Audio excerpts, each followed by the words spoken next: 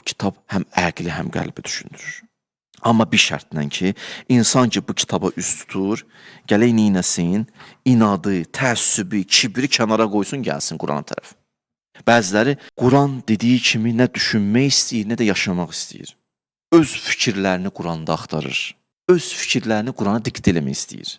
O Allaha iman gətirmək istəmir, deyir Allah mənə iman gətirsin. Mənim fikirlərimə. Bir təhərri olur, hərdən deyirsən, belə demişdin, deyir, yox, mən belə deyim. Yəni ki, bunu demişsən, deyir, yox, vallahi onu deməmişim. Bəlkə bunu demişsən, əl çəkdi, onu deməyib. Bəzi bax, belədir Quranla ünsiyyəti. Elə istəyəcək ki, Allah belə deyib. Allah belə deyib. Çünki öz axtardığı həyatı, öz nəfsin istədiyi həyatı yaşamaq istəyir, Quranı da nəfsinə uyğunlaşdırmaq istəyir. İstəyir Quran bunun nəfsinə iman gətirsin. Nəinki bu Allaha iman gətirsin. Bu mövzu budur. Amma Allah Teala nə deyir? Allah Teala buyurur, bəl huva ayatun bəyyinat fi sudurillezine utul ilm. Bu ayəni bəziləri bir cür izah edir. Mən sizə bir fərqli izah deyim.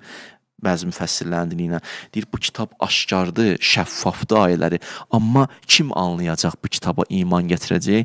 O anlamaq istəyən insanlar, utul elm, fəhm eləmək istəyən insanlar, başa düşmək istəyən insanlar, yoxsa inadkar, təkəbbürlü, hələ öz fikrindən dönmək istəməyən insan gəlsə də səndən söhbəti, öz fikrini dikt eləyəcək, o haqqı qəbul eləmək istəmir ki. 30 ildir bunu deyib, səndən təkəbbür imkan verər, 30 illik fikrin üstündən xət çəksin. O böyük bir dənə hünər istəyir ki, onda da o yoxdur sağlığa. Ona görə Allah Teala deyir, bu ayə şəffafdır, həqiqət axtarışında olan insanlar üçün. Fəhm eləmək istəyən insanlar üçün.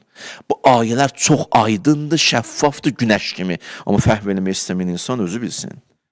Özü bilsin. Onu Allah neynəsin?